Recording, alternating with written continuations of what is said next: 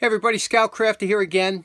Let me start off by saying I'm making this introduction after I finish the wrench. Usually I keep everything in progression, but this time I was halfway through doing the wrench and it just wasn't working out for me. And I'll tell you, you'll see why. You'll see my frustration in the next clips. And it's because I tried to maintain the patina or the nickel plating that was on this wrench. I went to a flea market upstate, picked up a couple wrenches, inexpensive wrenches, but this was a Billings bicycle wrench. It had a nickel plating on it, and I was trying to maintain it, and you could see what I did. And then just after a while, I said, you know, it's just not worth it. It's like the old days when we had an old car, and there was some rot or rust on the fender, and you'd cut out a piece and weld in new pieces and cut out a piece. And sometimes it was just worth it to just rip the fender off and put a new fender on, you know? And that's the way my approach to restoring tools. I basically, you know, you got to look it over, you make the evaluation, and you figure out the easiest way to do it. You know, don't spend 3 hours on a $10 wrench. It's not worth it. So you can see my frustration here. I was going about it a little bit wrong, and then I went back to what I know is right. So check this out, and I'll talk to you in a minute. Now, the wrench we're going to work on today that I picked up yesterday at the Stormville Flea Market is this nice little Billings bicycle wrench. And I took it apart. You could see here there's only 3 pieces, and how this wrench works is it's basically a knurled finger nut here that raises and lowers the top piece. You can hear, but you can see the kind of rust we have on here. Now, this is originally a nickel-plated wrench. Somewhat rare, you know, they came in colors and stuff, but it's nickel plated. It's in pretty decent shape, and we don't want to destroy the nickel plating. Now, one of the options we have here is, you know, years ago they used to have you know, you could get we have steel wool obviously, but we had a Brillo pad and SOS. Years ago, Brillo pads were always soap impregnated steel wool, and SOS pads were a kind of a fibrous, almost like a Scotch-Brite impregnated pad. But now SOS has gone all to steel wool, I guess because it's cheaper, so it's very hard to find these old ones or this type.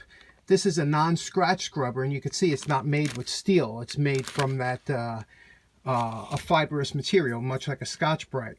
But this is basically what we want to use to get some. You're going to need some kind of abrasive to get the rust off, but you don't want to damage the nickel plating. So what we're going to do is we're going to give this one a try, the SOS, see what we can do, and get this wrench out. Well, here I spent some time scrubbing it down with the SOS pad, thinking I could get rid of the rust and it would save the nickel, but you'll see in a minute, it didn't do that. Okay, now after the SOS, you could see it got off all the dirt and some of the rust in here, but you could see there's rust impregnated coming through with the nickel. It's just not to me, you know. I don't care about, this is a $4 wrench, so I'm not going to be crazy about trying to make this pristine. I see some guy, to me, I don't want that in my collection, you know, even though you preserve the nickel or whatever, not for me. So, in order to get this, you're going to have to use some kind of abrasive to get that off, and that's just what I'm going to do. Well, we wanted to go over to the wire brush here and take out as much rust as we could and see what we could, and then we give it a quick buffing to see what it would look like, still trying to maintain the nickel. Okay, here's where we are. Now, we took it over to the real wire brush, got off the rust. Now, the problem is, you see, rust always leaves scarring. You see the scarring on there?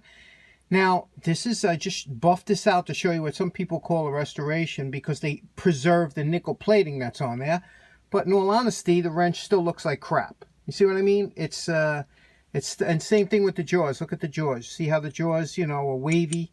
And even though up here, you know, sure, you preserve the nickel, but you got scratches, you got dings, you got dents. I just, to me, you know, what good is restoring it? Yeah, I restore a tool to use them and whatnot. You know, if I put this out there and go, oh yeah, it's restored, I don't know. I don't like it. So what I do is I take it over to the belt sander now, get all this out, take off the nickel. The nickel's already shot anyway. So what are you trying to... There's plenty of these wrenches out there in pristine condition. So you can't, you know, you can put lipstick on a pig. It's still a pig, right? So what we're going to do is take it to the belt sander and do it the way I like to do it. Okay, so I guess you saw my frustration there, and you could hear it in my voice. Well, this is the only way to do it. Grind it down, get to the real metal, buff it out, polish it out, and that's it. You can't just wish rust away. You got to grind it away. And of course, you remember what the wrench looked like before. Always my favorite part. And we're calling this wrench done. Now, you're probably wondering why I didn't just start over and why I left the clips in of my errors. But if we don't learn from each other's mistakes, you know, that's the only way we get better, I figure. So that's why I leave it in, you know, and this way you can learn from every mistake I make.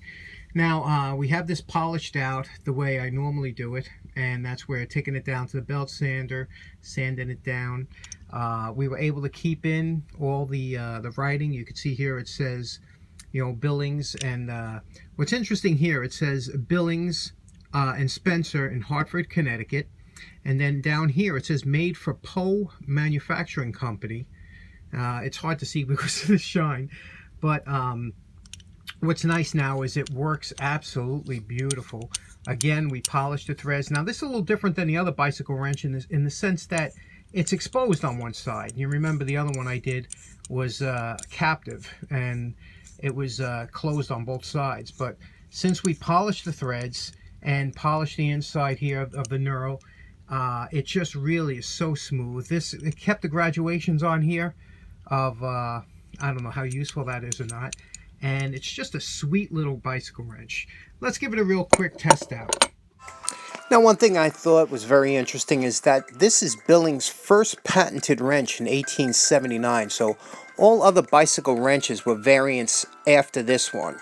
This is probably one of the larger nuts you would work on with a wrench like this, but you could see how easily this moves and tightens up into position, and how nicely this works, how nicely it slips over to the nut and works really beautiful. It just feels nice in the hand. Nice little wrench. All the corners are smoothed off because of the polishing, and it's something you could put in your pocket, and just an enjoyable wrench. After I polished and buffed out everything, put a coat of Mother's carnauba wax on it just to keep it, and this will go into the drawer, but you know, it's still a very usable wrench, very nice working. And so I hope you enjoyed the video, even with all the mistakes and everything. All right, thanks very much. Thanks for tuning in. Take care. Have a nice day.